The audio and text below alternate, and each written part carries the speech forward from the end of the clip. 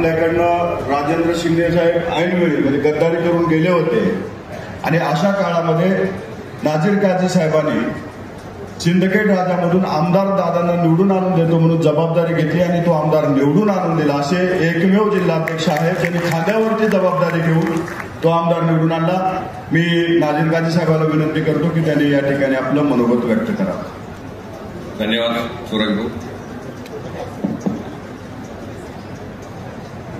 साईबाबांच्या पदस्पर्शाने वास्तव्याने पुण्यात झालेल्या या पावन भूमीमध्ये होत असलेल्या पक्षाच्या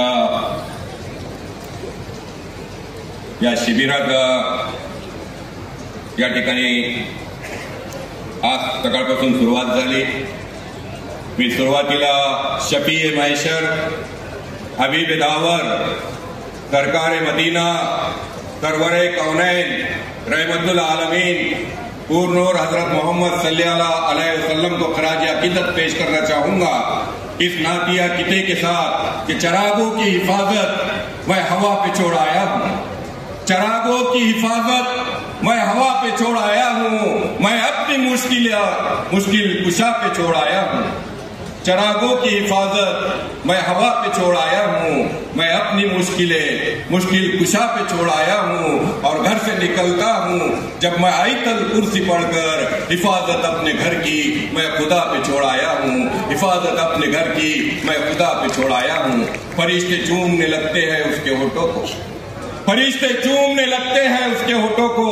हसीन चांद सितारे सदाएं देते हैं और दुरूद पड़ता हुआ जब कोई गुजरता है तो रास्ते के अंधेरे दुआएं देते हैं.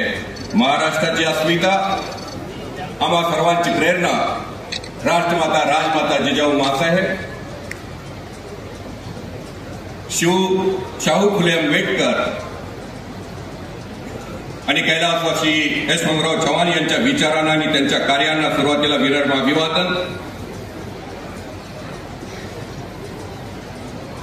आजच्या या शिबिराचे प्रमुख मार्गदर्शक, आपल्या सर्वांचे लाडके नेते, या देशाचे नेते, राष्ट्रवादी काँग्रेस पक्षाचे राष्ट्रीय अध्यक्ष आदरणीय अजितदादा पवार साहेब,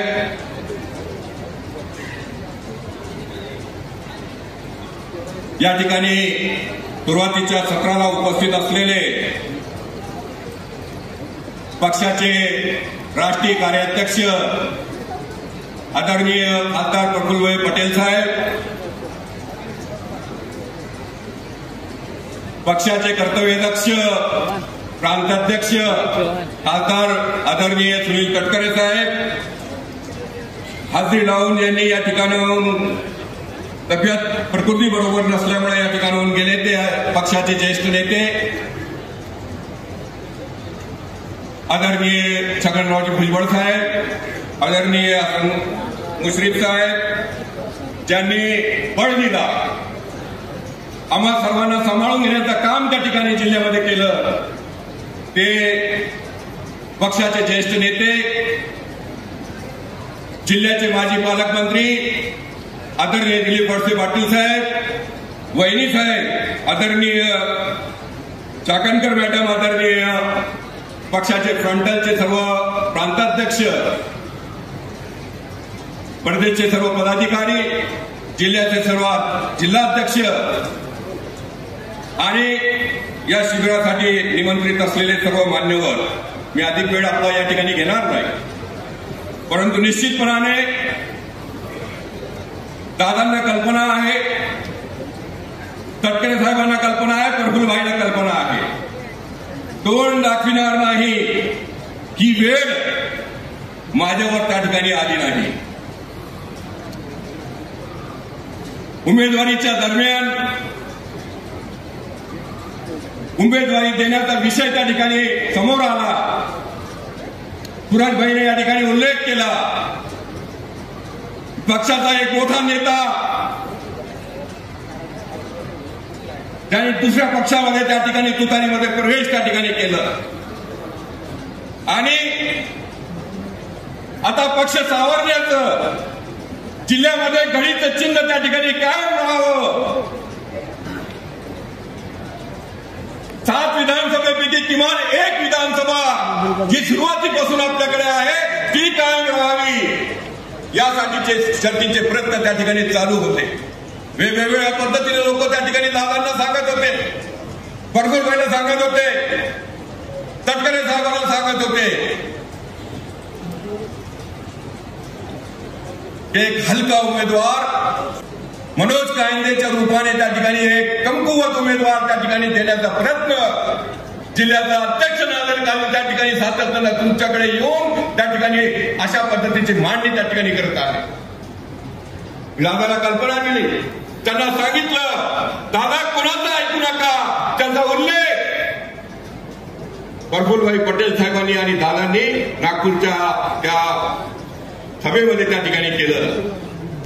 दादा मनोज कायंदेला उमेदवारी त्या ठिकाणी द्या, मात्र सिंदखेड विधानसभा मतदारसंघातून जर उमेदवार निवडून आला नाही तर तोंड तुम्हाला दाखवणार नाही. ती वेळ आज माझ्यावर आली नाही, हे भाग्य मला त्या ठिकाणी अनुभवता येत आहे. खऱ्या अर्थानं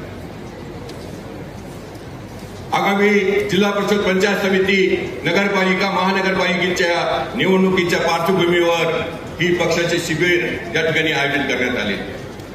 अनेक शिबिरं या ठिकाणी मागच्या काळात घेतली असेल, पण अलीकडच्या काळामध्ये अशा प्रकारचं शिबिर त्या ठिकाणी घेण्यात आलं नाही.